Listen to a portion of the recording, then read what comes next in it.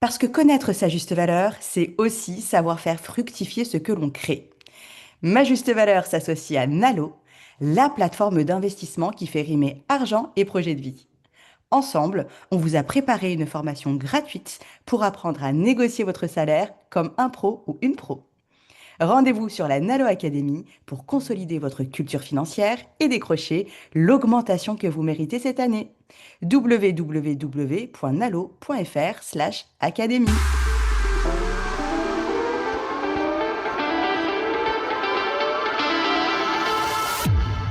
Bonjour et bienvenue dans Ma Juste Valeur, le podcast référent sur la négociation de rémunération qui vous apprend à négocier vos salaires, négocier vos tarifs, obtenir une augmentation et globalement la rémunération que vous méritez. Je suis Insaf El Hassini, experte et coach en négociation de rémunération, mais également juriste, autrice, conférencière, youtubeuse, féministe militante pour l'égalité salariale et créatrice de ce podcast. Tous les premiers lundis du mois, je vous livre des conseils pratiques, concrets et précis pour négocier et obtenir un salaire ou des tarifs à votre juste valeur. Je reçois également une fois par mois des invités de tout horizon avec lesquels j'explore la relation que les femmes entretiennent avec l'argent et dessine des solutions pour vous décomplexer sur le sujet et vous donner des ailes pour oser en gagner plus. Je suis convaincue que la liberté économique des femmes annonce et précède leur liberté politique. Et si vous écoutez ce podcast, c'est tout sauf un hasard. Alors, en avant toutes mesdames et bienvenue dans Ma Juste Valeur. Avant de débuter l'épisode, j'aimerais vous partager la superbe nouvelle qu'est la sortie de mon deuxième livre qui s'intitule Le petit livre des 50 phrases pour négocier votre prochaine augmentation. Alors pourquoi le petit livre? Parce que c'est un petit format et c'est un tout petit prix. Il ne coûte que 3,50 €.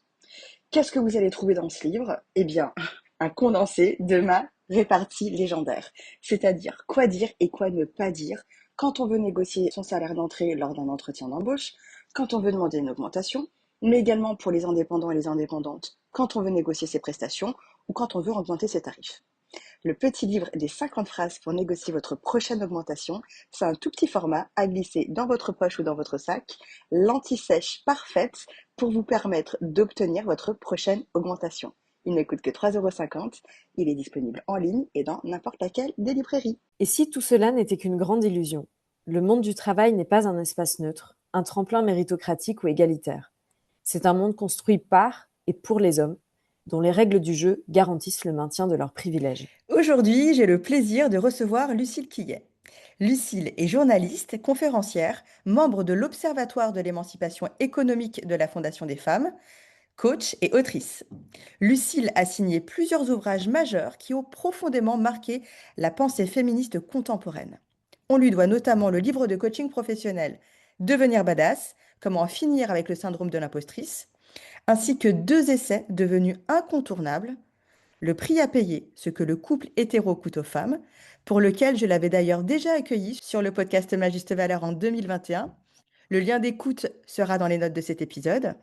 Et plus récemment, Les Méritantes, comment le monde du travail trahit les femmes, dont elle va nous parler aujourd'hui. Vous verrez, dans ce nouvel essai, Lucille nous révèle et nous guide à travers les angles morts de notre système professionnel et les promesses non tenues de cette prétendue méritocratie. Franchement, je suis vraiment heureuse de la recevoir, car Lucille incarne à mes yeux l'une des voix les plus lucides et structurantes de la pensée féministe actuelle. C'est presque une théologienne des dynamiques de pouvoir qui façonnent la vie économique des femmes. Vous comprendrez donc mon enthousiasme à la recevoir aujourd'hui. Bonjour Lucille, Bonjour Insaf. je suis absolument ravie de te recevoir une nouvelle fois sur le Oui, podcast Ma Juste Valeur. ravie d'être à nouveau avec toi aussi. Parce que, C'est 5 ans après, je crois. Non, 4. non, un peu moins. C'était 4. en Ouais. 2022 que je t'avais reçu, c'était pour le Ouais. prix à payer. Ou C'était en 2021 2020. peut-être. Non, il est sorti en octobre 2021, le prix à payer. Et je me rappelle, je crois que tu étais la première interview que j'ai faite. Ah ben voilà, Donc, écoute, j'espère que ça m'a porté chance. Et j'espère que ça va me porter chance aussi cette fois. je te remercie Lucille, mais vu l'accueil des méritantes, à mon avis, la chance, tu te l'es créée toi-même. Ah, c'est gentil, merci. Bah écoute, mais en tout cas, je suis ravie d'être là avec toi.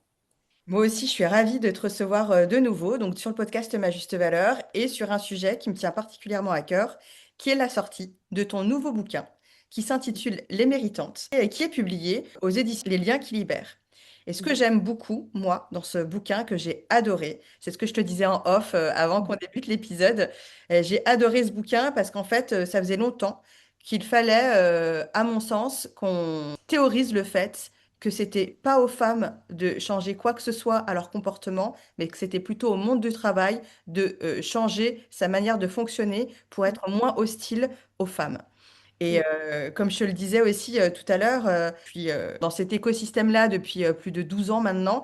Et déjà en 2014, j'entendais des voix s'élever pour dire qu'il fallait arrêter peut-être, ou fallait peut-être envisager le fait que c'était pas toujours aux femmes de s'adapter, de changer, de se modifier, de s'améliorer, mais plutôt au monde du travail de s'améliorer, se modifier, se changer et Mhm. s'adapter aux femmes, parce que c'est quand Ouais, même un monde qui a été créé par les hommes, pour les hommes, à destination des hommes. On va y tout à venir. fait. Et donc, je suis ravie que tu aies sorti ce bouquin-là et que tu aies écrit sur le sujet, parce que je pense qu'on en avait grandement besoin. Et venant d'une voix comme la tienne, ça va avoir beaucoup de poids, à mon sens. Ben, merci beaucoup. Écoute, je le souhaite et je pense que c'est vraiment, enfin, je me retrouve dans ce que tu dis et qu'on écrit les livres qui nous manquent, en fait, et qu'on aurait envie de lire. Après, c'est vrai que c'était un peu, j'étais sur une ligne pas glissante, tu vois, mais je me suis dit, vu que moi, je suis journaliste à la base, mais je fais aussi du coaching et j'ai écrit un livre de coaching qui s'appelle Devenir badass au travail. Et j'ai beaucoup, je veux dire, sur la partie monde du travail, j'étais plutôt connue pour des conseils de coaching pro, tu vois, et toute cette parole-là que je continue aujourd'hui parce que pour moi, ça ne s'oppose pas. C'est pas, voilà, c'est pas contradictoire forcément, mais c'est vrai que il me manquait quelque chose, le mais de, c'est très bien de faire du coaching, mais mais ça ne suffit pas parfois. Mais dans un monde idéal, ça serait pas à nous de faire du coaching. Mais tout le monde ne peut pas faire du coaching aussi.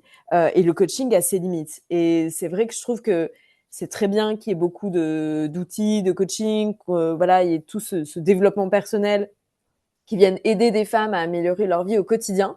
Pour autant, je trouve que parfois, il y a aussi un ton un peu culpabilisant où on fait croire aux femmes qu'en lisant des mantras tous les matins et en manifestant, tout va se régler. Et alors que non, en fait. Et que pour moi, ça dépolitise aussi le sujet. Et que même, tu vois, dans mon approche du coaching, moi, j'essaie d'intégrer du systémique. Justement, parce que ça aide à prendre du recul. La notion de la responsabilité, c'est quelque chose d'hyper important dans le coaching. Et justement, que chacun ait son niveau de responsabilité et de se dire tout ne dépend pas que de moi. Et en fait, regardons le monde du travail tel qu'il est vraiment. Réinterrogeons ce qu'on nous présente comme la normalité. Parce que je pense, tu vois, parce qu'évidemment, des livres sur l'égalité professionnelle, il y en a eu avant, tu vois. Et il y a des chercheuses qui étudient la question depuis longtemps. Moi, je pense que j'invente rien. Mais c'est juste, j'avais pas l'impression que, tu vois, pour, pour la majorité des femmes, j'avais pas l'impression que c'était compris, su qu'en fait, tout était biaisé. Et moi, ce que j'ai eu envie de faire avec les méritantes, c'est de le raconter, de faire une mise en perspective de plein d'études, plein de recherches, euh, pour dire, mais en fait, regardons un peu à quel point on s'adapte, à quel point on a appris à normaliser des choses qui ne l'étaient pas, et comme en fait, on est tout le temps en train de montrer patte blanche et de masquer nos vécus, nos problématiques, même nos problèmes de santé.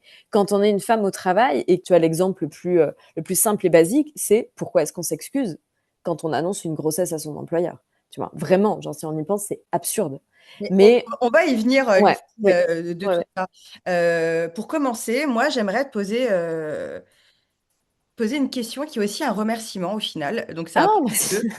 Ouais, En fait, comme tu l'as dit tout à l'heure, ça fait longtemps que on insuffle dans le narratif global, dans l'inconscient collectif en tout cas, les femmes grandissent et intègrent le marché du travail et évoluent dans le marché du travail en pensant qu'il leur manque un truc.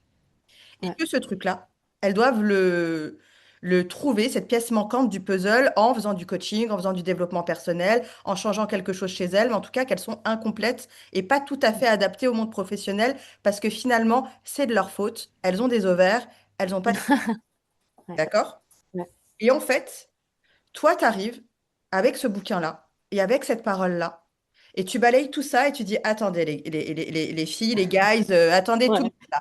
Juste, moi, je veux bien qu'on se développe personnellement, Mm. professionnellement, qu'on dépasse nos peurs, qu'on prenne confiance en nous, qu'on ose augmenter nos tarifs, qu'on ose faire X, Y, Z, parce que voilà, Mm. on est quand même des humains et on a cette volonté de tout le temps être en évolution. Voilà.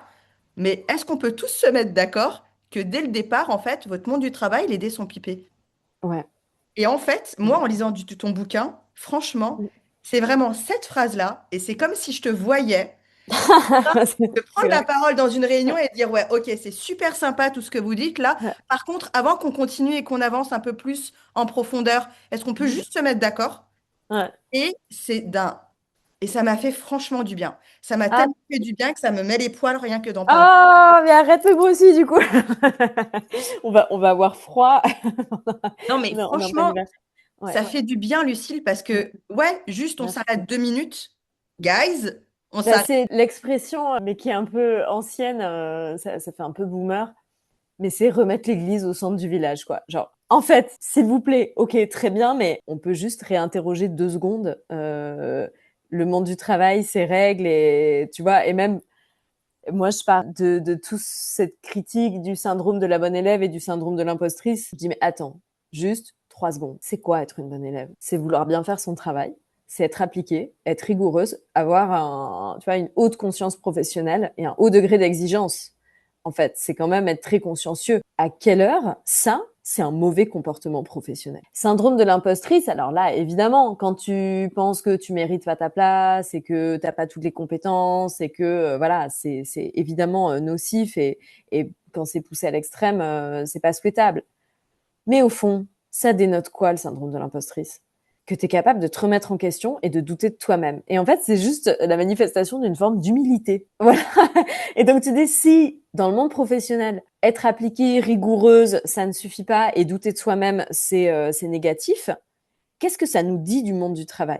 C'est un peu la démarche dans tout le livre, tu vois, même de dire quand on nous dit ah bah vous avez des enfants, mais surtout délégués à des nounous, la logique absolue, c'est de refourguer ses enfants à quelqu'un d'autre. Est-ce qu'il y a des grands-parents pour aider? C'est très bien que grands-parents égale grand-mère, 23 millions d'heures de garde d'enfants gratuites chaque semaine par les grand-mères en France, donc ça fait un paquet d'argent aussi qu'elles n'auront pas, enfin qu'elles n'auront pas. Voilà, ça fait économiser aux parents Paquet de et travail gratuit, en tout cas, ce qui un est paquet de certain. travail gratuit. Et c'est là aussi où c'est quand même assez hypocrite, c'est que le monde du travail repose sur les dévotions des femmes qui l'excluent. Parce que passé 45 ans, les femmes, elles sont, elles sont. Attends, arrêt sur image, arrêt sur fréquence vocale. Est-ce que tu peux redire cette phrase? C'est hyper Euh, puissant, plus. Le monde le du monde travail du travail repose. repose sur les dévotions des femmes qui l'excluent. Mais comme les Mic je drop. pense faudrait faire des cartes postales de Noël, tu sais, qu'on envoie. Les hommes n'auraient pas les carrières et l'argent qu'ils ont sans le travail gratuit des femmes. Et la société repose sur le travail gratuit des femmes. Je vais pas détailler le manque de place en crèche, les danses, le bénévolat et toutes les formes de solidarité spontanée entre femmes et tout qui permettent à la société de tenir debout et qu'on ne reconnaît pas. Est-ce qu'il faudrait tout rémunérer absolument je sais pas, mais en tout cas le reconnaître et le créditer, quoi. Sauf qu'on normalise ça en disant c'est des gentilles femmes, donc elles sont contentes de faire ça. Les grand-mères, elles sont contentes de garder leurs petits-enfants. Bon, bah voilà, alors question évacuée. À chaque fois, en gros, moi j'ai essayé de renverser la perspective et de dire, mais si la logique c'est de refourguer ses enfants, qu'est-ce que ça nous dit du monde de travail, sur le monde du travail, au lieu de dire ah la maternité est un frein à la carrière. Non mais le sexisme est un frein à la carrière. Au lieu de se demander ah qu'est-ce que la parentalité fait à l'ascension professionnelle, mais qu'est-ce que le monde du travail aujourd'hui fait à nos parentalités? Et je dis pas que la maternité, vraiment, comment le monde du travail éloigne les pères de leur structure familiale et de l'investissement qu'ils peuvent avoir avec leurs enfants. Tu vois, 28 jours de congé paternité, c'est quand même ridicule en comparaison de 16 semaines pour un congé paternité. Et ça commence voilà, à institutionnaliser que hommes et femmes ont des rôles différents à la maison et ont une disponibilité différente au travail. Enfin bref, mais donc tout l'enjeu du livre, moi, ce que j'ai essayé de démontrer, c'est qu'au lieu de demander aux femmes de courir derrière l'égalité, c'est à l'égalité de venir à elles et que c'est pas à elles de refourguer leurs enfants à des nounous, mais au monde du travail de repenser sa culture du présentéisme, que c'est pas forcément à elles d'apprendre à négocier leur salaire. Alors on en reparlera parce que c'est ton sujet quand même aussi, mais que dans un monde idéal, il y aurait la transparence des salaires et que s'il y avait de la méritocratie, on serait rémunéré en fonction de ses résultats et on n'aurait pas à être son propre commercial, son propre agent, son propre coach. Que c'est pas non plus aux femmes, moi ça me fait un peu hurler, de s'orienter vers les filières majoritairement masculines pour mieux gagner leur vie. Mais quelle insulte fait à tous les métiers majoritairement féminins qui sont les plus essentiels à la société, dont on a besoin et dont on manque aujourd'hui parce qu'ils sont tellement sous-valorisés, sous-estimés, pas bien reconnus. La pénibilité n'est pas reconnue non plus, que du coup, bah, évidemment, moins de personnes veulent y aller. Mais tu vois, on n'entend pas ce discours de les hommes devenaient aides-soignants, tu vois, devenaient auxiliaires de puériculture. Non, par contre, on entend ah, les femmes devenaient informaticiennes, allez là où sont les hommes parce que c'est là que ça gagne bien. Tu dis, ouais, mais en fait, on travaille déjà, on fait déjà des choses de valeur. C'est au monde du travail de reconnaître ces métiers-là et la valeur qu'ils créent pour la société et de sortir, bah là, bon, je vais citer Laetitia Vito, mais sortir de cette notion biaisée de la productivité. Donc, Laetitia Vito, experte du monde du travail, qui a écrit En finir avec la productivité et qui démontre combien, bah, en fait, on a une vision de ce qui crée, enfin voilà, le vrai travail qui crée de la valeur, c'est ce qui vend, c'est ce qui crée de la valeur marchande, c'est ce qui génère du chiffre d'affaires et de la vente, mais qu'on pense pas à la productivité en termes de valeur pour la société, pour le bien commun, pour l'équilibre, pour le soin, pour la santé. Et du coup, on a un regard condescendant vers tous les métiers qui sont peu productives. Donc l'infirmière, elle est considérée moins productive que le chef marketing de Fleury Michon. Je reparle encore de lui. Je parlais de lui pour le prix à payer, tu vois, en disant comment est-ce qu'une mère au foyer qui s'occupe de tous ses enfants, des personnes âgées dans sa famille, elle a moins de trimestres de retraite que le directeur marketing de Fleury Michon. Bah là, tu vois, aussi, on peut se dire ça, ce pauvre directeur marketing. Un jour, je lui écrirai peut-être. Ouais, ou peut-être il m'écrira genre, ça suffit, laissez-moi tranquille. Mais de se dire, est-ce que, voilà, tous les métiers du soin sont, tu vois, se valoriser. Enfin bref. Donc, moi, mon but avec ce livre, c'était vraiment de renverser la perspective, en effet. Et donc, je suis très contente que tu l'aies entendu de la bonne façon. Et le but aussi, enfin, pour qui je l'ai écrit en sachant très bien que ce seraient des femmes qui le liraient. Et le but, c'était de me dire, j'aimerais, alors, évidemment, elles vont être en colère, parce que le but, c'est de susciter de la colère. Et je dis être une saine colère, parce que quand on est lucide, on est aussi soulagé de voir les choses comme elles sont et de se dire, en fait, le problème, c'est pas moi. Voilà. Et déjà de déculpabiliser, ça c'est voilà, première chose, et de se dire mais en fait on mérite mieux quoi. Vraiment, on a tellement donné et à un moment dans le livre, je dis le temps de la récolte est venu et j'aimerais vraiment tu vois que ce soit maintenant, que ce soit le temps de la récolte, je pense que prendra beaucoup de temps, mais la première étape c'est déjà de se sentir légitime et de d'avoir conscience de tout ce qu'on supporte et d'à quel point on se contorsionne. Voilà, on a une charge mentale professionnelle immense. Moi, je suis complètement alignée avec toi, Lucille. J'aimerais juste saluer Laetitia Victo, évidemment, qu'on adore, et qui est venue pro du podcast Ma Juste Valeur pour parler de son livre En finir avec la productivité. Je mettrai les liens de cet épisode-là, évidemment, dans les notes du podcast. Et en fait, pour en revenir à ce que tu disais, moi, je trouve ça hyper libérateur, juste de se dire, ouais, mais en fait, le problème, c'est pas moi.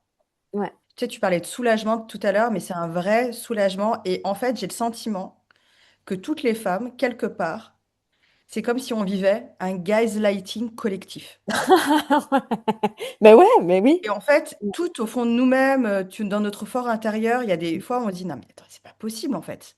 Mm. Je sais pas moi qui suis folle. Et du coup, il y en a certaines qui pensent que c'est elles qui sont folles. Il y en a d'autres qui font taire cette petite voix-là et qui vont à fond les ballons dans le modèle qu'on nous a vendu et qui deviennent ces espèces de Cruella, de Miranda dans Le Diable s'habille en Prada. Arrête, je l'aime Miranda dans le Non, mais tu Oui, vois, mais je cette vois, figure oui, mais féminine ouais, qu'on nous mais agite comme un froide épouvantail et pour nous oui, garder ouais, bien dociles, oui, à absolument. continuer à avoir le syndrome de l'impostrice et de la bonne élève sans demander Ouais, plus à tout à chaque fait. évaluation de fin d'année. Ça fait du bien, juste, c'est vraiment un gros ouf de soulagement de se Ouais, dire, bon ben voilà, collectivement, on est tous d'accord qu'on se fait gaslighter, qu'on s'est fait ouais, gaslighter et que le problème ne vient pas de nous.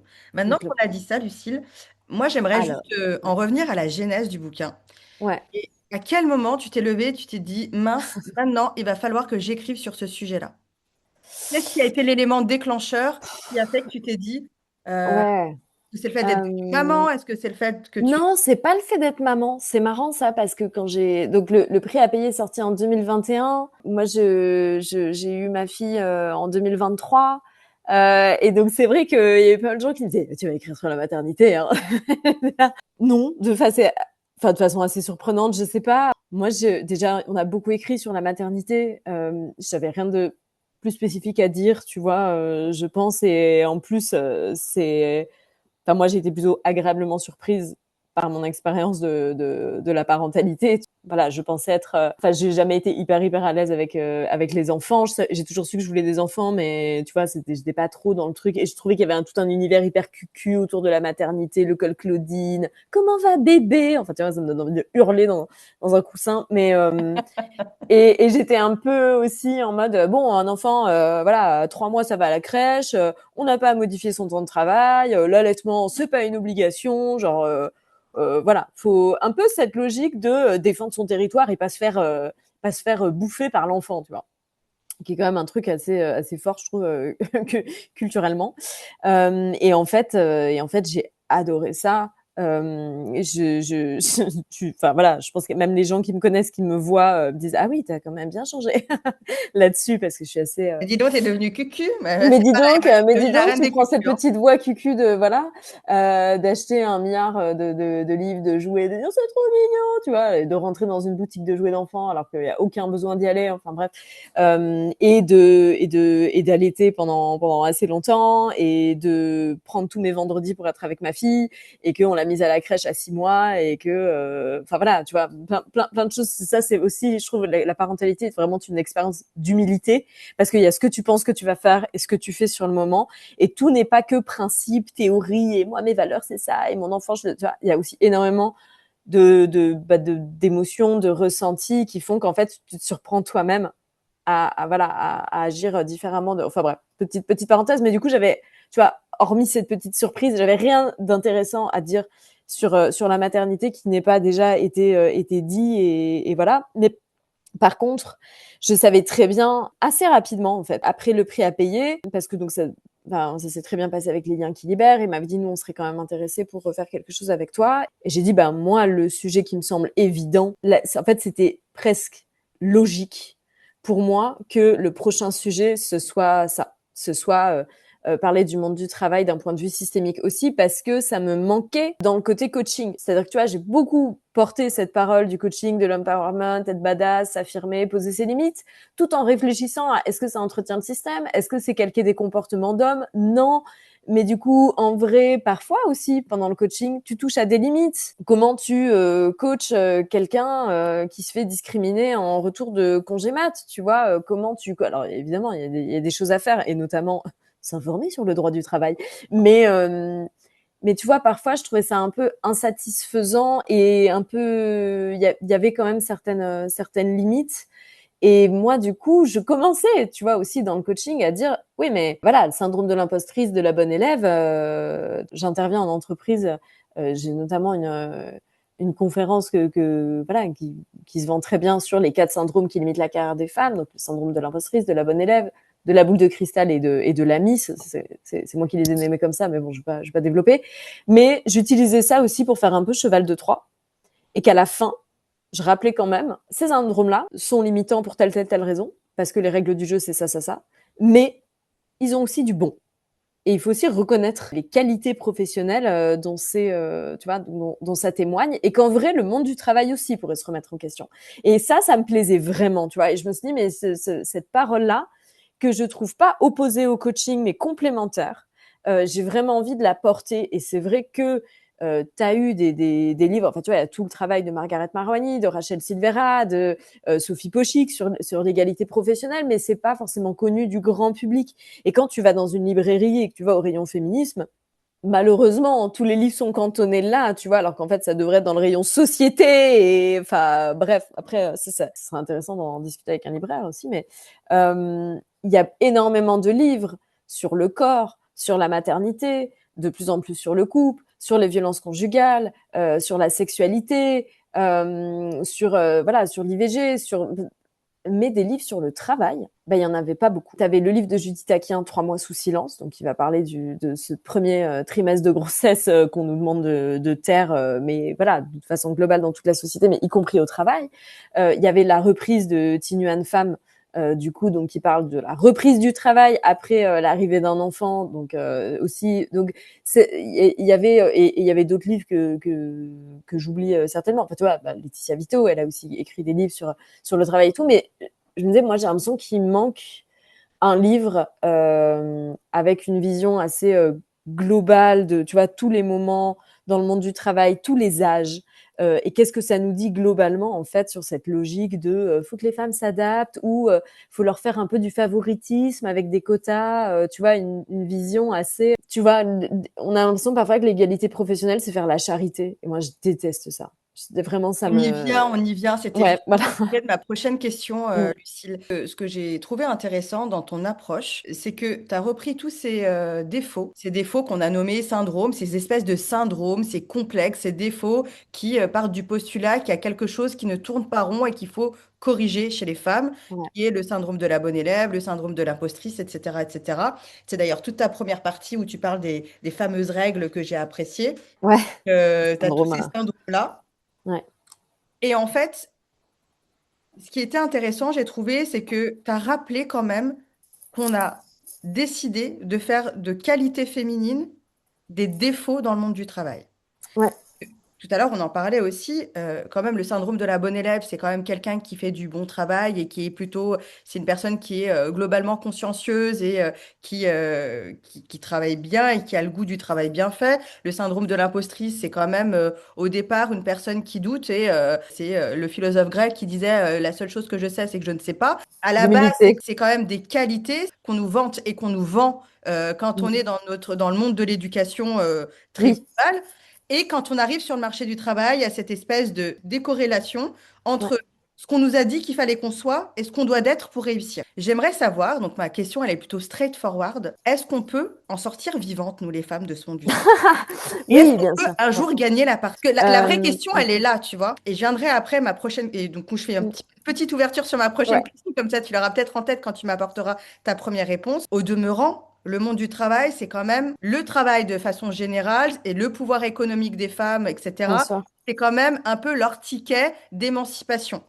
Ouais. Est-ce Ah, qu'on peut en sortir vivante et est-ce que du mmh coup on peut un peu en sortir vivante, tu me diras, mais est-ce qu'on peut quand même à un moment donné gagner la partie ou est-ce que les dés sont définitivement pipés et qu'il faut vraiment tout renverser et tout recommencer? Non, en fait, ça dépend ce qu'on appelle gagner la partie. Moi, je pense que déjà, tu peux considérer que tu gagnes la partie quand tu prends conscience que c'est pas de ta faute et que tu remets la responsabilité au bon endroit et que, tu vois, je te parlais de cette forme de soulagement.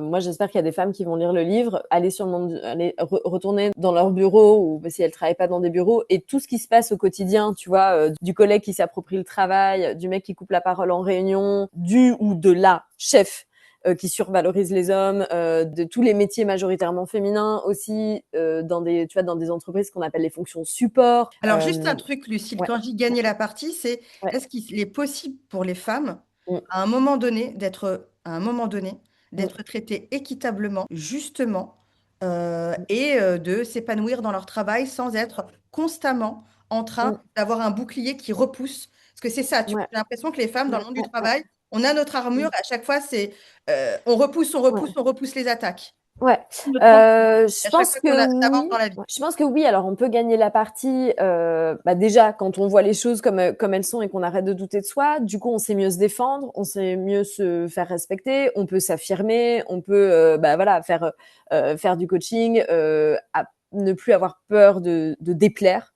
Quand tu arrêtes de vouloir être apprécié par tout le monde, ça libère beaucoup de choses aussi. Mais après, je pense qu'on n'est pas tout égal du coup par rapport à ça. Ça dépend de notre niveau de confiance en soi, ça dépend, enfin de confiance en nous. Ça dépend de notre niveau, voilà, justement de conscientisation des inégalités professionnelles. Et puis après, c'est aussi voilà ce que moi je peux faire pour m'affirmer et tout. Et puis après, il y a l'endroit où je suis, l'entreprise avec ses règles, avec sa culture d'entreprise. Et là, il y a des secteurs, des entreprises qui sont plus ou moins inclusifs, plus ou moins égalitaires. Donc ça varie, tu vois, en fonction.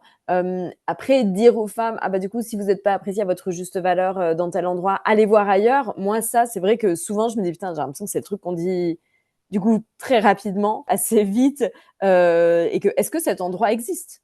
Est-ce que cet endroit existe et qu'au final, ça vient interroger aussi, on nous présente le travail comme le lieu de notre émancipation, le tremplin égalitaire où on peut gagner notre argent et tout. Et oui, quand on travaille, on gagne son argent. C'est toujours. Moi, je dis pas boycotter le travail et rentrer chez vous. Enfin, bah non, pas du tout. Parce qu'on aime quand même aussi travailler, que ça a du sens pour nous, qu'on gagne son argent et que tout le monde n'a pas envie de rester chez soi. Donc, il ne s'agit pas de boycotter ou de girls côté comme voilà, j'ai vu cette notion émerger il y a pas longtemps. Mais après, il faut faire du compromis, quoi. C'est ça, en fait. C'est que c'est insatisfaisant. C'est que tu peux apprendre à poser tes limites, t'affirmer, avoir conscience de tout ça, dire non, essayer de faire bouger les choses en interne. Mais parfois, c'est juste dur. C'est pas une bataille, tu vois, que tu peux mener facilement. Mais évidemment, il y a des femmes qui sont épanouies dans leur carrière. Il y a des femmes qui sont bien payées, notamment parce qu'elles écoutent Ma Juste Valeur et qu'elles connaissent INSAF et la CINI, tu vois. Donc voilà. Mais moi, ce que je voulais, c'était aussi repolitiser un peu la question, tu vois, et de dire, en fait, quand même, collectivement, on pourrait aller beaucoup plus vite. Tu as des entreprises qui sont égalitaires, qui ont des bonnes pratiques et tout, donc il s'agit pas de dresser un portrait obscur et hyper pessimiste en disant, oh, en fait, on se fait attaquer dans tous les sens et on pourra jamais gagner, parce que ce que je décris dans le livre n'arrive pas partout, tout le temps, en même temps. Tu vois ce que je veux dire? Il y a des... Après, c'est intéressant, du coup, je trouve, de lire, tu vois, le nombre de femmes qui s'éloignent de certaines entreprises, qui deviennent indépendantes, qui montent leur boîte, ou qui changent de travail. Le nombre de femmes qui changent de travail après la naissance de leur enfant, je trouve ça hallucinant. Et tu vois, au lieu d'en faire un truc de, ah bah oui, mais bon, elle a choisi, elle a qu'à assumer, de repenser ça en disant, mais qu'est-ce que ça nous dit, en fait, du monde du travail, tu vois, vraiment. Du coup, cette difficulté à concilier la vie de famille avec ce que doit être une carrière ambitieuse et réussie, tu vois, où est-ce que, voilà. Mais donc, je sais pas si je réponds trop à ta question. Est-ce qu'on peut gagner la partie? Est-ce qu'on peut avoir les mêmes carrières que les hommes, avoir les mêmes opportunités, avoir autant d'argent? Aujourd'hui, on peut y arriver si on se bagarre et si on est dans les bons endroits. Ce qui, du coup, ne va pas être le cas de tout le monde. Du Ouais. tout. Tu vois. Donc, il y a quand même un côté de lutte, tu vois, de voilà, se battre pour défendre ses intérêts. Mais ça, c'est partout. C'est partout, et y compris dans le couple. Enfin, tu vois, et Ouais. pourtant, ça veut pas dire que vous vivez avec un affreux conjoint pervers narcissique qui veut vous manipuler et vous exploiter. C'est juste qu'on est dans une société qui, culturellement, méprise le féminin, sous-estime tout ce qui est féminin, demande aux femmes d'être dans les dévotions sans broncher, en s'adaptant, tu vois, et qui aussi nous vend une histoire qui est fausse. Parce que ce truc de j'arrive dans le monde du travail, c'est à moi de m'adapter, ça prend racine dans un récit qui est faux, qui est que les femmes travaillent depuis pas longtemps. Tu Ce qui est vois, complètement faux, ce ouais. qui est complètement faux. Et moi, j'ai découvert ça. Franchement, ça a été le chapitre, parce que donc l'introduction où du coup je raconte comment j'en arrive là. Et le chapitre 1, c'est sur l'histoire du travail des femmes. Et je le dis honnêtement, moi, c'était pas une histoire que je connaissais très bien. J'étais un peu dans l'idée reçue que oui, les femmes remplaçaient les hommes pendant la Première Guerre mondiale à l'usine, mais Ouais. vraiment, sinon, elles ont commencé à travailler dans les années 70. Et c'est ce que j'appelle le mythe des débutantes, qui du coup nous montre que, bon, bah, voilà, le monde du travail s'est ouvert aux femmes. On a la chance de travailler, alors qu'en Afghanistan, on n'a pas la chance de travailler. Mais du coup, bah, avant, il y avait que des hommes. Donc, c'est comme être invité à une fête. Tu prends ton carton d'invitation, tu dis merci, mais tu viens pas critiquer le buffet. Et c'est toi qui t'adaptes. Et du coup, de comprendre, bah, ah voilà, je viens d'arriver ici. Alors les règles du jeu, c'est ça. Bon, d'accord. Bah, je vais m'adapter. Alors qu'en fait, les femmes ont toujours travaillé. Avant la Première Guerre mondiale, au début du XXe siècle, c'est un tiers de la population active. Et c'est une statistique qui sous-estime la part du travail, parce qu'évidemment, tout le travail domestique et parental que font les femmes n'est pas considéré comme du travail, tu vois. Mais sinon, dès le Moyen Âge, moi, je commence à peu près là, mais même avant, tu vois, les femmes travaillaient, elles étaient agricultrices. Ce sont toutes les ouvrières de l'industrie textile qui travaillent à domicile, qui après travaillent dans des fabriques, puis à l'usine, quand ça s'est vraiment industrialisé à grande échelle. Ce sont les commerçantes, les couturières, tout ce qui était de l'ordre du propre et du sale, laver, repasser, blanchir, c'était des femmes. Les institutrices, les commerçantes, je l'ai dit aussi, bah, tous les métiers du soin, déjà, c'était des femmes. Même les religieuses travaillaient, tu vois. Les religieuses, elles faisaient de la bière, notamment. Donc, voilà, après, aussi les domestiques. Les domestiques n'étaient pas considérés comme des actives jusqu'à la fin 19e, tu vois. Donc voilà, et elle touchait pas un salaire, mais des gages, enfin.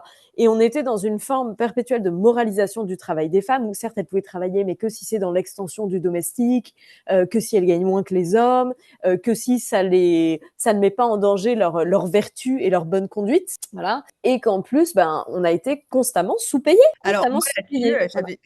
Voilà. Ouais, j'avais fait des recherches en écrivant Haute une citoyenne. ouais, J'avais découvert que, du coup, comme tu le dis très justement, le travail des femmes remonte déjà au Moyen Âge. ouais, Donc, à l'époque, pendant l'hiver, le moment où les terres étaient en jachère, en fait, les paysannes et les paysans avaient pour habitude de travailler pour bâtir les châteaux, etc. Donc, ils faisaient des travaux de construction. Et en fait, à ce moment-là, les femmes travaillaient, mais on les payait moitié moins. Donc, c'était 2 sous pour un homme et 1 sou pour une femme, parce qu'on partait du postulat que leur force physique était moindre, était deux mm, fois moins que celle des hommes. Donc, effectivement, je te rejoins complètement là-dessus, mm, Lucille. On a un narratif qui est de dire que les femmes ont investi le marché du travail il y a très peu de temps, mais c'est pas vrai. Les femmes travaillent depuis la nuit des temps, mm, sauf que, en fait, ça arrange le monde du travail de dire, comme tu le disais tout à l'heure très justement, ça l'arrange de dire, bon, bah voilà, on vous a invité à la fête, avant vous n'étiez pas ouais. invité. Ça vous permet de vous émanciper. Dites-nous merci parce que quand même en Afghanistan, elles n'ont pas tous les droits que vous avez. Oui, voilà. Donc il y a Ouais, un c'est moment ça. donné, il faut être reconnaissante un petit peu Ouais, et voilà. surtout ne critiquez pas le buffet ni vos hôtes. Ni la musique, ni, tu vois, la couleur des murs et la déco, quoi. Et le DJ. Alors qu'on sait que les DJ, parfois, c'est vraiment pas la bonne affaire, en vrai. Mais, DJ Jimmy, bah, il n'est ouais. pas toujours très bon, hein. Voilà. Mais, bon, faut mettre Britney Spears, ça marche toujours. Mais voilà, donc en fait, tu vois aussi, ce postulat-là nous met d'office dans une position de débutante et vient renforcer un sentiment d'illégitimité, tu vois. C'est hyper facile de se dire, ouais, mais bon, moi, les codes, je connais pas trop négocier, se mettre en avant tout ça parce que, bah, voilà, je suis nouvelle. C'est comme si c'était pas notre endroit naturel. Tu vois ce que je veux dire? Il y a toujours ce récit-là de, oh, le monde du travail, comme la bourse. Ah ben voilà, l'argent, c'est nouveau pour les femmes. Donc bon, elles débutent. Donc c'est normal qu'au début, il y ait des inégalités, mais tout ça va se mettre en place, tu vois, comme si, voilà, on partait de zéro dans les années 70 et puis qu'aujourd'hui, en 2025, bon, on a quand même fait voilà, des sacrés progrès. Mais on n'a pas la bonne échelle. En fait, ça fait des siècles que le travail des femmes est sous-reconnu, tu vois, et n'est jamais mis sur le même pied d'égalité que celui des hommes, tu vois. Et moi, un truc que j'ai réalisé en écrivant le livre, j'appelle ça périphériser le travail des femmes. C'est que souvent, déjà, tu considères que le noyau dur, le vrai travail, les trucs techniques, compliqués, qui créent vraiment de la valeur, c'est les hommes qui le font et que les femmes, elles sont en soutien de ça. Et c'est, tu vois, je te disais, toutes les fonctions support dans une entreprise, RH, compta, communication, juridique, où c'est, bon, c'est rangé, c'est classé, c'est trié, tu vois, c'est du secrétariat XXL, quoi. Comme si ça ne créait pas de valeur, comme si c'était pas déterminant. Et t'as quand même, je viens de rappeler, la Cour de cassation en 2010 qui a rendu un arrêt en donnant raison à une femme responsable RH et juridique qui poursuivait son employeur pour discrimination salariale parce qu'elle était moins bien payée que les hommes responsables commerciaux, tu vois. Et alors on lui disait oui, mais bon, le commercial, il ramène beaucoup plus de business et il crée beaucoup plus de valeur que toi dans l'entreprise. Et ben la Cour de cassation a donné raison à cette femme en disant bah non, en fait c'est essentiel au bon fonctionnement d'une entreprise d'être en règle avec tu vois avec la loi, de bien gérer voilà les équipes, la formation. Donc en fait non, c'est ça a autant de valeur. Et ça date de Leur 2010, on est empêcher 15 ans après. de perdre de l'argent aussi, parce qu'on parle de gagner de Mm. l'argent, mais on parle pas des gains que tu fais juste en économisant Mais de ça, l'argent que ah tu ouais. perds pas, quoi. Parce Mais qu'un ça, mauvais contrat, cet argument de la viabilité économique, c'est vraiment une énorme arnaque. C'est-à-dire que dès que tu dis qu'il faut plus d'égalité, dès que tu parles des mesures pour favoriser l'inclusion, la diversité, la flexibilité au travail, on va te dire oui, ce sont des jolies idées, voilà, allonger le congé paternité, la transparence des salaires, tout ça, mais en fait, ça coûte trop cher et voilà, le monde de l'entreprise, le monde du travail, il marche à la viabilité économique et du coup, c'est mignon d'avoir ces jolies idées, mais ça serait pas viable économiquement. Si tout le monde quittait le travail à 17 heures, tu vois, tout s'écroulerait, quoi. Bah déjà, c'est faux, parce que dans les pays scandinaves, ils partent à 16 h, 17 h et ça va, tu vois, ils qui sont sont pas, plutôt, qui sont plutôt dans des temps de voilà, ils perdent pas de la richesse et ils reconnaissent qu'il y a une vie à côté du travail qui produit aussi de la valeur pour la société. Mais voilà. Et surtout, qu'est-ce que ça nous coûte aujourd'hui, la culture du présentéisme, le fait de faire monter des gens, pas parce qu'ils sont les plus compétents, mais parce qu'ils sont ceux qui savent le mieux se mettre en avant. Combien ça nous coûte les boys clubs dans les comex et les conseils d'administration qui prennent de mauvaises décisions. Quelque chose de très, très limpide, très criant, je trouve, sur ce truc de viabilité économique. C'est Tatiana Jama qui m'en parle dans le livre. Donc, Tatiana Jama, c'est une serial entrepreneuse qui a cofondé le collectif Sista, donc qui lutte contre les inégalités de financement dans les levées de fonds voilà, par des entreprises cofondées ou co-dirigées par des femmes. Et elle a écrit un livre qui s'appelle L'entrepreneuriat est un nouveau féminisme. Et elle raconte ça. Et moi, elle me dit, en fait, on voit que des entreprises où il y a plus de mixité performent mieux. Donc là, mon monde, celui de l'entrepreneuriat et de l'investissement qui est censé réagir aux chiffres, aux courbes de croissance, tous les feux sont verts pour investir et pour faire des levées de fonds pour venir financer ces entreprises-là. Et en fait, à chaque levée de fonds, il faut sortir les rames et il faut convaincre. Donc, on voit qu'il y a une forme d'hypocrisie avec ce truc de viabilité économique, qu'en fait, c'est pas, on n'est pas en train de réfléchir en fonction de la performance et du chiffre. Le monde du travail, il est régi par des règles qui viennent maintenir certains privilèges qui favorisent les hommes. Voilà. Et Mais c'est pas au nom de la viabilité économique. je te rejoins beaucoup là-dessus, Lucille, parce que c'est vrai que on part du postulat, en tout cas c'est ce qu'on nous vend et ce qu'on Mm, nous vante, que mm, et le monde du travail, bah voilà, c'est des chiffres, les gens sont là pour faire de ouais, l'argent. On est quand même dans des modèles économiques, pas des modèles à impact comme on peut avoir dans ouais, l'associatif, etc. Et que donc, oui, la notion de chiffre, de performance, de viabilité économique, etc., elle est centrale dans les discussions. La réalité, donc ça, c'est ce qu'on nous mm, vend. La réalité, c'est tout est une question d'intuition personnelle. C'est-à-dire que les relations personnelles, mm, les relations humaines ouais, que tu crées dans le monde de l'entreprise et dans le monde du travail sont celles qui vont être déterminantes ouais, pour la viabilité de ton projet. Et mm, on le voit très bien, tu vois, tu donnais l'exemple de Tatiana Jama et j'ai trouvé ça hyper intelligent de ta part d'en parler et de le présenter de cette manière-là. Et je trouve aussi que c'est très intelligent ce qu'elle dit et ce qui est mm, surtout très juste aussi, c'est mm, qu'en réalité, on part toujours du postulat qu'il faut prouver que d'un point de vue factuel et rationnel, ça fonctionne. Mais mm. le vrai joker, la réalité qu'on tait et qu'on ne dit pas parce qu'on ne veut pas effrayer tout le monde, c'est que ça n'a rien à voir avec ça. Mais oui, Ça a à voir avec la manière dont tu es perçu personnellement ouais, et si il y a une relation humaine qui se crée.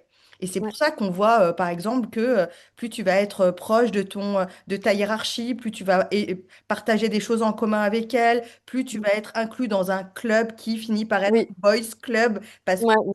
vos centres d'intérêt convergent et plus en fait tu auras de chances Et vos disponibilités convergent. et vos disponibilités convergent et plus tu auras tendance à les sensibiliser et sensibiliser à ta situation et à faire en sorte qu'au final, ils sponsorisent, et je parle de la question de la négociation de salaire parce que c'est ce que je connais le mieux, Ouais, qui va permettre aussi au final d'avoir des sponsors en interne qui vont porter ta demande auprès des ouais, bonnes personnes. ouais, ouais. Et qui vont te crédibiliser, en Et fait, qui tu vont vois. te Ouais, bien crédibiliser et sûr. qui vont tirer les bons leviers, etc. Et quand on est indépendante ou indépendant ou entrepreneur, etc., on voit très bien, et moi je l'ai vécu de mes Mm, propres yeux. ouais, Mon mari s'est lancé dans l'entrepreneuriat il y a quelques années. Il avait cette volonté-là, il avait cette envie-là, il voulait essayer. Le jour où il a décroché son téléphone pour appeler ses anciens clients, ses anciens collègues, etc., et genre juste leur faire un update ouais. en disant, ah, bah, sinon j'ai lancé ma boîte, bah, je vais faire ci, je vais faire ça, viens, on va déjeuner, on va bouffer, etc. Mon mari a fait 60 cas de chiffre d'affaires en un mois. Ah! Parce que tous Ouais, ses potes on bravo. dit, ah non, mais attends, Fred, tu lances ta Génial. boîte, mais attends, je te mets en contact avec machin, mais vas-y, machin, attends, attends, mais attends, viens, on va bouffer ensemble. Et le mec, Ouais, en fait, et ça m'a rendu un peu folle pour ne rien te cacher, ouais, ouais, parce que je me suis dit, mais c'est dingue quand une nana se lance dans ouais. l'entrepreneuriat. Et moi, je l'ai vécu aussi parce que Bah j'ai oui, parce que une toi, t'es, ouais. entreprise à côté. Le nombre de personnes qui t'appellent pour que tu bosses gratuitement pour eux, c'est Ah bah affolant. du coup, tu vas venir nous faire un petit speech gratos. Non, mais Ouais, c'est franchement affolant. Oh, mais c'est génial, tu te laisses dans l'entrepreneuriat, bah viens intervenir chez moi gratuitement. Viens, est-ce que tu peux me coacher gratuitement? Comme si tu devais d'abord prouver. Ouais, C'était vraiment ouais, ouais, légitime, que ouais, ouais, ton travail avait de la valeur, que c'était ouais. efficace, que c'était pertinent, etc. Et que du coup, il y avait une véritable plus-value. Oui, et puis tu as ce truc de ça te donnera de la visibilité. Oui. L'argument qu'on déteste. Là où un homme, ah bah du coup, Fred, il lance son truc, ouais, ça doit être bien. Allez, puis on va le soutenir aussi économiquement, tu vois. Et Et même moi, ouais, au-delà de ça, tu ouais, vois, Lucille, ouais, moi, ce que j'ai observé, c'est qu'il y a cette volonté humaine ouais, que la personne en face de toi réussisse parce que ouais, tu l'aimes bien. ouais, ouais, Et ouais, ça m'amène à ma ouais, question, ouais, la prochaine question. ouais, C'est une partie dans ton bouquin. J'ai pris beaucoup de plaisir à lire aussi. ok. C'est là où tu questionnes les relations entre femmes. Et tu te questionnes et tu dis, Mhm, bon, maintenant qu'on sait tout ça, est-ce qu'il faut s'allier ou se diviser? On mhm, voit très bien que les hommes, en fait, il n'y a même pas de sujet, hein, ils s'allient, hein. ouais, Après, il y a ouais. des jalousies, ça ne veut pas dire qu'il Oui, y a des tu vois, coups de bas, il n'y a ouais, pas de... ouais, que personne ne savonne la planche à personne. C'est ouais, pas vrai. oui, Mais il y a quand même quelque chose qu'on observe et que moi j'observe en ayant un pied dans le salariat et un pied dans l'entrepreneuriat, c'est qu'il y a une espèce de solidarité masculine quasi mm, naturelle qu'il faut mm, encore construire chez les femmes. ouais. Bah, je pense qu'on rentre pas du tout avec le même bagage et la même vision. C'est-à-dire que les femmes dans le monde du travail, elles se perçoivent souvent comme des concurrentes parce que c'est un réflexe de minorité. On sait très bien que on est des femmes, donc on part 10 mètres derrière, que ça va être plus compliqué de gravir les échelons. Donc la première concurrence à éliminer, c'est celle qui te ressemble. Tu sais qu'il n'y a pas de la place pour tout le monde et encore moins pour Ça toutes. vient, ça, Lucille. Mais ça vient de notre éducation. Enfin, du coup, je conseille de lire le très bon livre de Racha Ben-Mehdi sur la rivalité féminine. Donc, c'est Rivalité de points non Mm. féminins, nom de son livre, qui est très bien et qui explore ça. Et en fait, ce sujet de la rivalité féminine, c'est vraiment twisted, tu vois, parce que à la fois, c'est du stéréotype et de la caricature. Et en même temps, bah, du coup, c'est une prophétie autoréalisatrice. Et en effet, on a souvent le réflexe de se dire, voilà, il n'y a pas de la place pour tout le monde.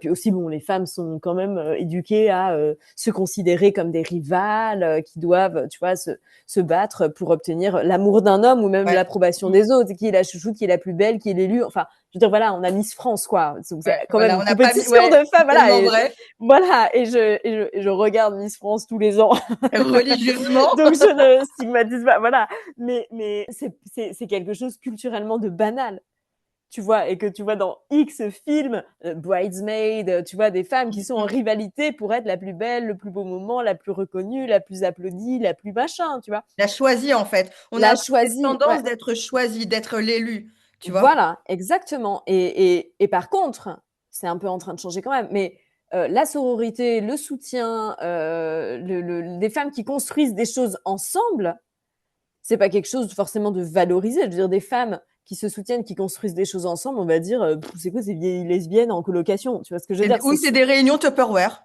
Voilà, ou c'est des réunions Tupperware, c'est pas intéressant, ou c'est des femmes radicales qui détestent les hommes et qui font tout ensemble et qui sont vraiment, tu vois, dans une forme Des sorcières de aussi. rejet de l'autre. Voilà, donc se dire c'est quand même vachement critiqué et stigmatisé. Donc là, ce qui est intéressant, c'est que c'est en train de changer parce qu'il y a des discours et d'autres livres sur l'amitié féminine. Tu vois, je pense au livre de Johanna Cincinnati, je pense au livre d'Alice Rebaud, Nos puissantes amitiés, tu vois, et ça change et on apprend aussi à revaloriser ça. C'est-à-dire que l'amitié féminine, c'est quelque chose de fondamental dans la vie de tellement de femmes, tu vois. Et même moi, dans le livre, j'interroge ça, de dire, mais qui nous soutient dans nos vies professionnelles? Vraiment. Les Et coachs. il y a évidemment plein de conjoints d'hommes qui Bien soutiennent sûr. leur compagne. Mais vraiment, je pense que quand on se demande le niveau d'écoute, d'empathie, de soutien, d'ajustement de la part de leur conjointe dont bénéficient les hommes, la réciproque n'est pas toujours exacte, tu vois. Je pense que tu as plein de femmes qui n'ont aucun mal à dire quel est le prénom des collègues de leur mec. Ouais. L'inverse peut être un peu plus challenge, tu vois. Et c'est quelque chose que je dis dans le livre. Le travail des hommes est une cause familiale. Un homme qui a une super opportunité, on va lui dire vas-y, on va se débrouiller, on va s'arranger. Et du coup, il bénéficie tout un écosystème de soutien de sa conjointe, de sa mère. Bon, souvent des femmes, tu vois, ou voilà plus de garde d'enfants, de trucs. On va s'arranger.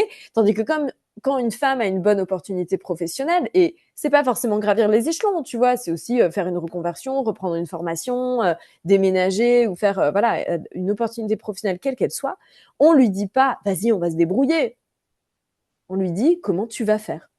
Ouais, c'est On, tellement on juste. passe du pluriel au singulier et mais comment tu vas faire, et du coup les enfants et mais du coup tu vas pas être trop fatigué, et tu vois même ça par rapport à la fatigue, un homme qui est fatigué qui rentre du travail on lui dit bah vas-y va sur le canapé moi je gère tout. Mets les pieds sous la table, je te sers un whisky, ouais. Une femme qui est fatiguée, on dit bah, tu travailles trop quand même, peut-être que tu devrais lever le pied. Tu vois, après, là, je caricature un peu, évidemment que tu as plein de conjoints qui soutiennent leur femme et que toutes les femmes ne servent pas un whisky à leur mari éreinté qui s'allonge sur le canapé. Mais quand même, tu vois, je pense que Et il y en a pas mal qui servent des kombucha maintenant. la, la réciproque, tu vois, s'interroge. Est-ce que le travail des femmes est une cause familiale au même titre que le travail des hommes? Moi, j'en suis pas sûre. Et je pense qu'en 2025, c'est pas du tout une évidence. Donc, bref, là, j'ai fait une digression. On parlait de l'amitié, de la rivalité féminine, mais tout ça, du coup, pour dire qu'en effet, quand on revient dans le monde du travail, on est plutôt incité à se mettre en concurrence. Bon, t'as ce truc du crêpage de chignon entre femmes. Pardon, mais les hommes aussi se crêpent le chignon, quoi. Ils se Bien crêpent la sûr. cravate ou ils se crêpent ce que tu veux, mais ça Ils se aussi, foutent c'est sur des la gueule, choses. ils tapent dessus, ouais. Ouais, bon, c'est pas non plus des. Tu sais, on dirait que eux, c'est des êtres neutres, tu vois, qui flottent dans l'open space, qui Mhm. flottent dans l'open space sans, voilà, sans se prendre la tête, sans complexer, sans douter d'eux, sans rivalité, sans. Non, c'est quand même aussi des êtres humains avec des émotions, avec de la jalousie, avec de l'ambition, avec des choses qui vivent mal, tu vois. Et ce monde du travail, le réinventer, ça serait aussi bénéfique aux hommes parce que eux, ils ont plein d'injonctions sur le dos de faut gagner plus gros salaire, faut monter les échelons, faut être très présent.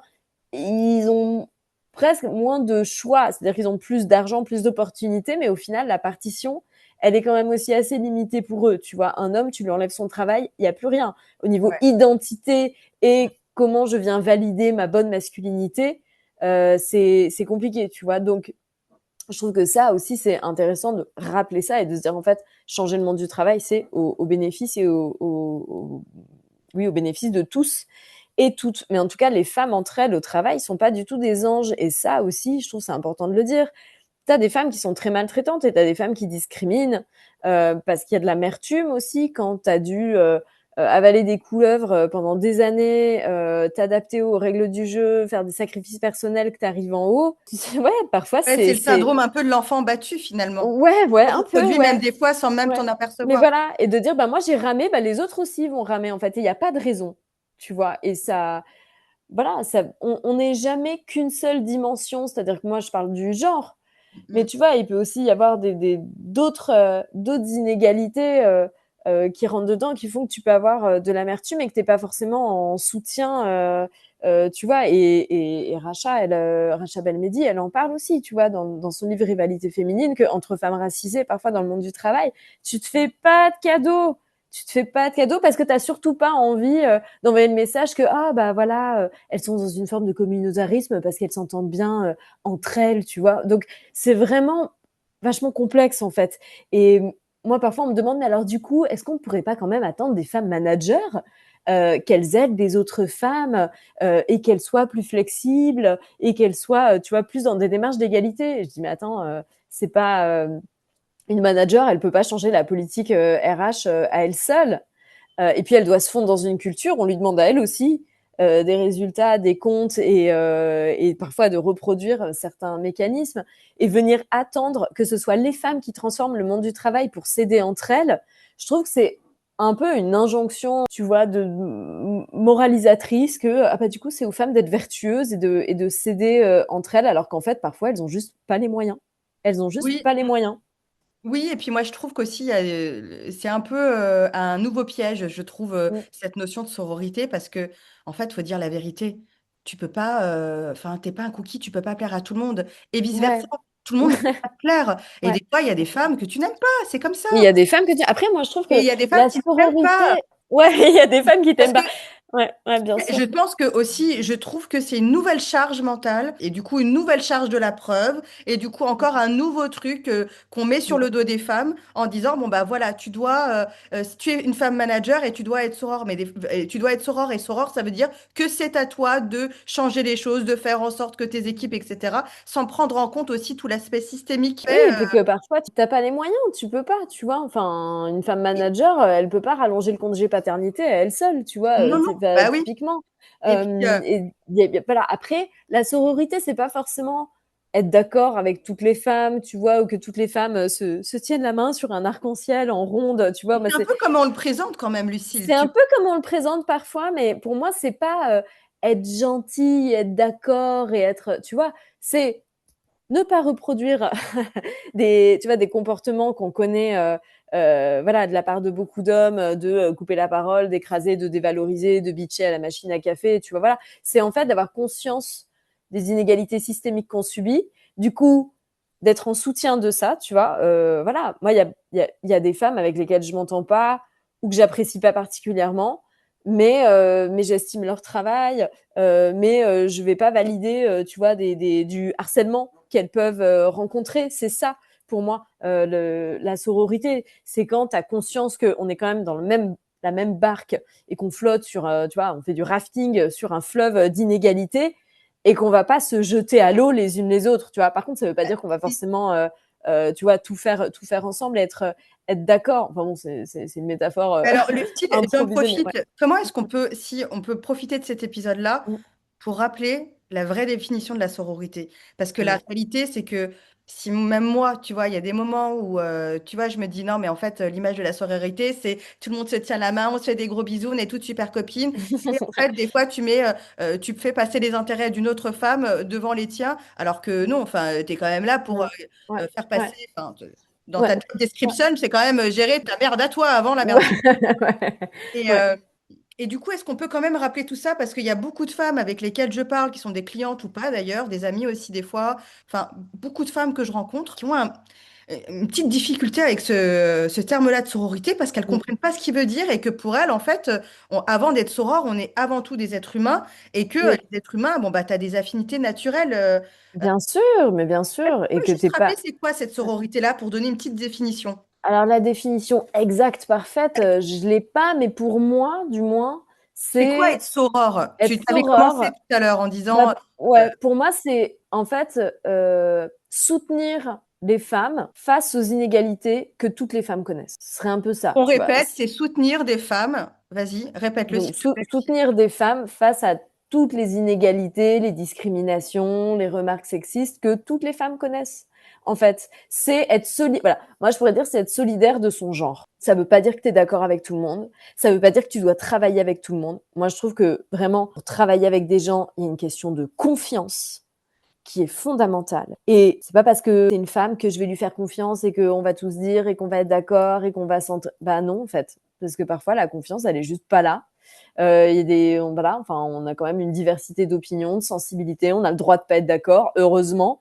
On a le droit de pas s'apprécier. Mais par contre, face à des inégalités systémiques que connaissent les femmes, de discrimination sexiste, de cyberharcèlement, de je te coupe la parole, voilà, où Michel s'approprie le travail de Martine, je peux être soutien de ça. C'est-à-dire que tu vois, si Martine, elle propose une idée à la con en réunion, bon, je trouve que c'est une mauvaise idée, ok.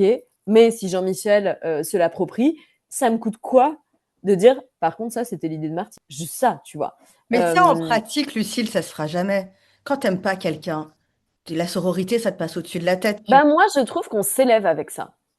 Moi, tu vois, je trouve que, voilà, parfois, quand il y a des gens que Oui, mais t'aimes tu pas sais, en forcément, fait, mais que t'es, oui, ouais. mais concrètement, Lucille, même si moralement, Alors, tu t'élèves, en fait, voilà, il y a il y a quand même dire, une non, mais ça, réalité c'est du l'idée de terrain. Tu vois. Jean-Michel, tu vois. Et puis après, il y a participer à ça, tu vois. Euh, on va bitcher sur Martine à la machine à café en disant que oh là là, regarde, elle a ses trois gamins, elle arrive à rien gérer, et puis elle est tout le temps absente le mercredi, vraiment quelle grosse tire au flanc.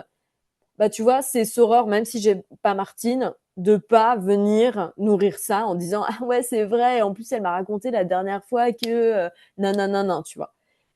de pas venir, tu vois, entretenir ça. Après, peut-être que c'est autre chose, un autre degré plus engagé, de dire, oui, enfin, vous savez, il y a moins d'un père sur deux qui garde seul son enfant 1 heure dans la semaine, statistiquement, quoi. Et que 72% des tâches domestiques et parentales sont faites par des femmes. Et que les femmes vont chercher et amènent leurs enfants 3 fois plus que les pères à l'école dans la semaine. Enfin, tu vois, de... Bon, là, les mecs, ils vont te regarder en mode, mais qui nous sort, celle-là? Mais tu vois, de dire, en Elle va fait, aller ChatGPT ou quoi? là, voilà, ouais. Maintenant qu'on sait tout ça, Lucille, quelle est la perspective? Parce que j'aimerais bien quand même, et c'est pas ma volonté de terminer cet épisode sur une note positive, pas du tout, mais je suis profondément convaincue qu'il y a toujours une perspective et la lumière au bout du tunnel. Ouais, Quelle bien serait sûr. ta perspective à toi, maintenant qu'on a dit tout ça et qu'on a posé tout ça? Moi, ma perspective, ça serait une prise de conscience collective et surtout de considérer de façon légitime et crédible un autre référentiel au travail. De sortir justement de cet argument de oui, mais la viabilité économique, qui est un faux argument. Et au contraire, même si la viabilité économique, c'est tu vois, l'axe principal, la boussole fondamentale, bah, plus d'égalité, c'est bon pour ça aussi. Mais de se dire, en fait, allonger le congé paternité, plus de transparence des salaires, revaloriser les métiers féminins, retravailler les grilles de classification qui sont biaisées et qui font que les compétences, les responsabilités, le niveau de pénibilité des femmes n'est pas reconnu. Repenser le monde du travail en prenant en compte la santé des femmes. Quand même, règles douloureuses, endométriose, ménopause, premier trimestre de grossesse, urgence gynécologique et mammaire, tout ça, on se dit, je prends sur moi, je pose une RTT ou un congé sans solde et je dérange personne et tout. Vraiment, de reconsidérer, relire le monde du travail en se disant, en fait, on peut faire autrement. Et c'est pas de l'utopie et c'est pas faire du favoritisme parce qu'on est quand même la moitié de la population et que ça fait beaucoup, beaucoup de gens. Et en plus, c'est profitable à notre société et c'est profitable aux hommes. Donc pour moi, ça serait ça la perspective euh, que je souhaite, quoi. C'est évidemment de mettre en colère, parce que c'est une saine colère, c'est la colère, voilà, la lucidité sur la situation, se décomplexer et de se dire, faire autrement, c'est pas une utopie. Ça peut être quelque chose de très rationnel, de très inclusif et de bon aussi économiquement. Pour moi, ça serait ça. Après, qu'est-ce qu'on fait à son échelle? C'est compliqué, on n'a pas toujours les moyens d'agir, tu vois, dans son environnement de travail. Mais déjà, pour moi, avoir conscience, passer le mot à d'autres femmes, en discuter et arrêter de toujours, voilà, d'inverser la charge, quoi, de se dire c'est ma faute, j'aurais pas dû, oui, mais tu comprends, voilà, et de renverser tous ces stéréotypes et idées reçues au travail, comme quoi, voilà, quand on fait des enfants, bah, voilà, on dit aux femmes qu'elles peuvent travailler, qu'elles peuvent être ambitieuses, et qu'est-ce qu'elles font? Elles font des gamins. Oh là là, vraiment, elles savent pas ce qu'elles veulent. Non mais, enfin, c'est quand même hallucinant. C'est hyper commun de faire des enfants. Il y a tellement d'hommes qui ont des enfants. Jamais on leur dit, ah, il a fait un enfant, je pensais qu'il était ambitieux. Jamais t'entends ça de la part d'un homme. Donc vraiment, de venir questionner, renverser tout ça. Et voilà. Et pour moi, la perspective à la fin, c'est de légitimer qu'on peut faire autrement et qu'on doit faire autrement. Et que c'est pas aux femmes de changer. Donc, moi, je suis d'avis d'envoyer ce bouquin à tous les RH des 440 et des autres d'ailleurs, Ouais, de l'envoyer ouais, à ouais, notre ouais. cher président et à tous les députés et Bah, j'aimerais bien. du travail, parce que je pense Mm. que ça vaudrait le coup de le regarder et de le Ouais, lire surtout. ok. Lucille Quillet, un grand merci. Euh, Ben, je grand pense que merci à toi, Insa Felassini.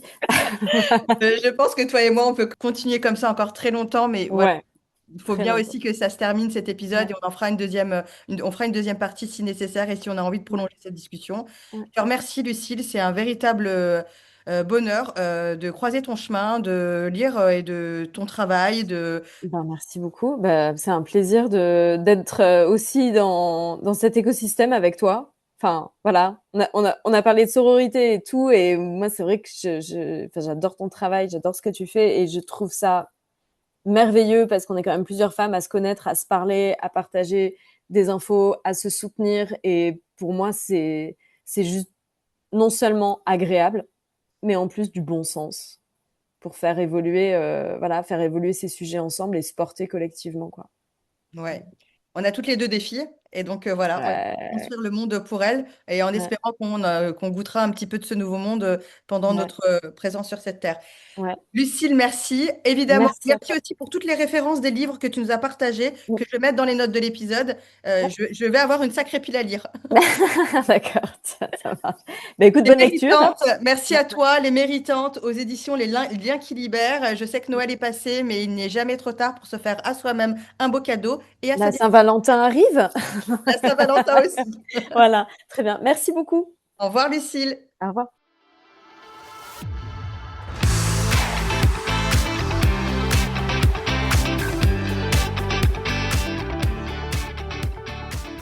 Si vous aimez le podcast Ma Juste Valeur, vous allez adorer notre programme et nos offres de coaching à la négociation de rémunération. Grâce à la méthodologie unique et pratico-pratique de Ma Juste Valeur, vous allez apprendre enfin à vraiment gagner votre vie. Vous allez notamment apprendre comment découvrir votre juste salaire ou vos justes tarifs sur le marché du travail, à construire une stratégie de négociation alignée avec vos priorités de vie et vos objectifs de carrière. Et enfin, à formuler les bons arguments face à votre hiérarchie ou vos clients pour obtenir la rémunération que vous méritez. Si vous écoutez Ma Juste Valeur, c'est parce que vous êtes convaincu que votre travail mérite d'être reconnu financièrement. Alors laissez-moi vous aider à réaliser vos objectifs et rejoignez-moi dès aujourd'hui sur www.majustevaleur.com. Enfin, si cet épisode vous a plu, vous pouvez le partager à vos proches, vous abonner, le noter 5 étoiles et mettre un commentaire sympa sur la plateforme de streaming que vous préférez. N'oubliez pas, sharing is caring. Alors si vous pensez que ce podcast ou mon travail peut aider quelqu'un, s'il vous plaît, n'hésitez surtout pas à le partager.